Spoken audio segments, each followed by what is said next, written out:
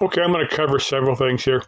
First, I watched one video. I only watched about a few seconds of it. On the title, this lady says, let's drink Jim Beam, then go bowling." Yeah, that sounds like a real winning combination. Now, I can't bowl stone cold sober. Now, if some chick wanted to teach me, Jim Beam or stone cold sober, I don't know. As long as a sober person is driving to the bowling alley and back, I said, some chick wants to teach me, I'll be willing to see if I can learn how to bowl or not. All I know is I'm terrible at bowling. I said, I only tried once. The next one, there's another lady. I don't remember the name of this lady's channel either. She had bought a brand new recreational vehicle, and she said, so I want to watch 2 or 3 minutes of this. She said that she'd called the hospital, and they said, hey, park that thing right now, and get you and your family over to the hospital. Now, the only thing I can think of that might be a problem that would be, that would have a response like that was if the whole family was getting carbon monoxide poisoning. Now, I'm going to think of 2 different sources: either the RV engine itself or a generator. Now, either one can do this. Now, they had some houseboats here in Arizona. These were the exhaust was properly vented, but the generators on these things that was getting sucked back in the living quarters. They actually had a handful of people actually die from carbon dioxide poisoning from some of these houseboats. So that is a problem. Even properly vented stuff the exhaust gas can leak back in the.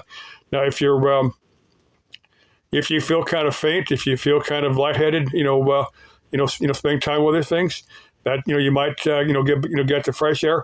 Now you can look up here on YouTube, other parts of the internet. If you get those really sick headaches, if you get like the rosy cheeks and stuff, that's a sign of carbon monoxide poisoning.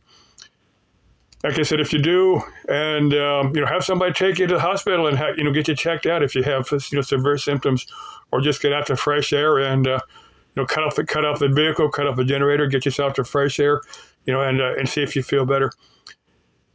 Like I said, I didn't watch the video all the way through. This lady bought a brand new RV and was having trouble with it. So I didn't watch the video all the way through. It's one of those ones that you watch just a few minutes of and you say, yeah, that's something that doesn't really interest me. Because I'm not going to buy something brand new. I'm going to get something used as cheap as I can get it, something that that I can kind of fix up as I'm using it. That's the way I would do it. Now, I would love to have got that. It was like down at WSM. If I'd had the money, I would have bet on it, but I didn't have any money at that time. It was like a 1-ton Dodge, like a 73 1-ton Dodge. They say it was disabled. It was like a camper van. Of course, I'm not sure if I want a van or not. Only reason I wouldn't want a van is that the engines are hard to work on. They just didn't design those things for the engine to be worked on. Now, what I'd like to do, get maybe like a little camp, pop-up camp trailer. But what I'd probably do is put, have maybe 20 gallons of water or something in it, to weight the thing down, so that a good wind wouldn't take it.